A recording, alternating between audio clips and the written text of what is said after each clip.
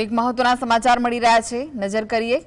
રાજકોટના રતનપરા ગામમાં વિદેશી વિદ્યાર્થીઓનો ત્રાસ સામે આવ્યો છે।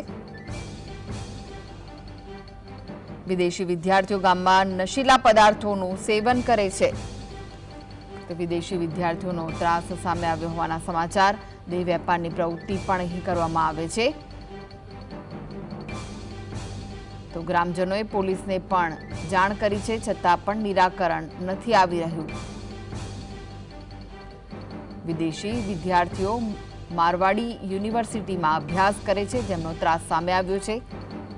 અગાઉ પણ વિદેશી વિદ્યાર્થીઓને ગ્રામજનો સાથે માથાકૂટ થઈ હતી, ત્યારે ફરી એકવાર ગ્રામજનો તેમનો વિરોધ કરી રહ્યા છે। રાજકોટના રતનપર ગામની આ ઘટના, જ્યાં વિદેશી વિદ્યાર્થીઓનો ત્રાસ સામે આવ્યો। અહીં નશો કરે છે, નશીલા પદાર્થોનું સેવન કરે છે આ વિદેશી વિદ્યાર્થીઓ। આ સાથે જ દેહ વેપારની પ્રવૃત્તિ પણ અહીં કરવામાં આવતી હોવાનું સામે આવ્યું છે। ગામના લોકો વિરોધ કરે છે। આ પહેલા પણ ગામના લોકોએ તેનો વિરોધ કર્યો હતો, પરંતુ કોઈ નિરાકરણ આવ્યું નહોતું। તો આ વિશે વધુ માહિતી માટે જોડાઈ ગયા છે રાજકોટથી સંવાદદાતા લકીરાજસિંહ। લકી, જે રીતનો વિરોધ સામે આવ્યો છે ગામના લોકોનો વિદેશી વિદ્યાર્થીઓને લઈને, શું વિગતો છે? મોરબી રોડ ઉપર આજે મારવાડી યુનિવર્સિટી છે ત્યાં આવેલી છે, અને ત્યાં કેટલાક વિદેશી વિદ્યાર્થીઓ છે ત્યાં અભ્યાસ કરે છે અને પોતે હોસ્ટેલમાં પણ રહે છે। તો કેટલાક વિદ્યાર્થીઓ છે તે આજુબાજુના ગામડા વિસ્તારમાં રહે છે। જો વાત કરીએ રતનપર ગામની, તો રતનપર ગામમાં જે થોડા દિવસ પહેલા તાજેતરમાં બનાવ છે તે બનવા પામ્યો હતો, જેમાં વિદેશી વિદ્યાર્થીઓ દ્વારા સ્થાનિક લોકોને મારવાનો આક્ષેપ છે તે કરવામાં આવ્યો હતો, જેને લઈને રાજકોટ શહેર પોલીસ કમિશનરને રજૂઆત પણ કરવામાં આવી હતી।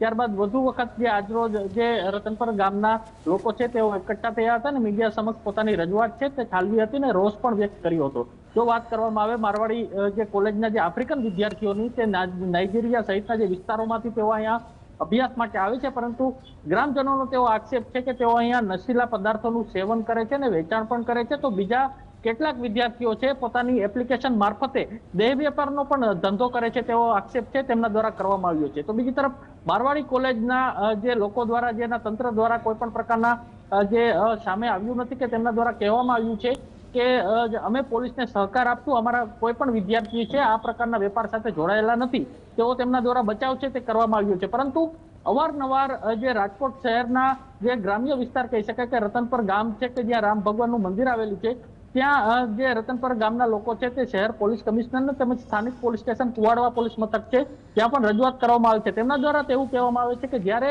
માથાકૂટ થાય ત્યારે જે પોલીસ પણ જે આફ્રિકન જે વિદેશી વિદ્યાર્થીઓ છે તેમના ઉપર કોઈ પણ પ્રકારના એક્શન લેતા પણ જે ચૂક કરે છે, કારણ કે તેમના વિરુદ્ધ કોઈ પણ પ્રકારની કાર્યવાહી કરતા નથી, તેવો આક્ષેપ છે તેમના દ્વારા કરવામાં આવ્યો છે।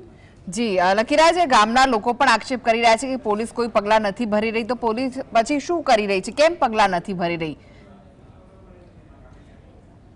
જે આપને જણાવી દઉં કે આ જે વિદ્યાર્થીઓ છે તે વિદેશથી આવેલા છે, અને શા માટે તેઓ એક્શન નથી લેતા તે પણ એક જોવાનું રહેશે, કારણ કે તમામ જે વિગતો છે તે ખુલ્લી છે। એપ્લિકેશન છે, એપ્લિકેશન મારફતે કેટલાક આફ્રિકન જે યુવતીઓ છે તે પોતાના જે દેહ વેપાર કરાવે છે તેવો આક્ષેપ છે તે કરવામાં આવ્યો હતો, અને તેના સ્ક્રીનશોટ પણ જે ગામના લોકો છે તેમના દ્વારા આપવામાં આવ્યા હતા। તો કેટલાક વિદ્યાર્થીઓ છે તે પોતાના નશાના રવાડે પણ ચડી ચૂક્યા છે, ગાંજો હોય, ચરસ હોય, ડ્રગ્સ હોય, તેવા જે રવાડે પણ ચડી ગયા છે, અને તેઓ વેપાર પણ કરતા હોવાનો આક્ષેપ છે તે કરવામાં આવ્યો છે। આ તમામ વસ્તુઓ ખુલ્લી છે। જ્યારે મોરબી રોડ આપ ચડો એટલે કેટલાક વિદેશી વિદ્યાર્થીઓ પણ તમને દેખાઈ આવે છે, ને કેટલાક નશાખોર જે વિદ્યાર્થીઓ છે તે પણ દેખાઈ આવે છે, એટલે ચોક્કસપણે હવે પોલીસ દ્વારા કઈ પણ પ્રકારના પગલા લેવાશે કે નહીં તે પણ એક જોવાનું રહેશે। પરંતુ બીજી તરફ જે મારવાડી કોલેજની વાત કરવામાં આવે તો પોલીસ તે માટે પણ ચૂક કરતી હશે, કારણ કે મારવાડી કોલેજ છે તે મોટા જે વગ ધરાવતી જે મારવાડી યુનિવર્સિટી છે, અવારનવાર જે વિવાદમાં આવતી મારવાડી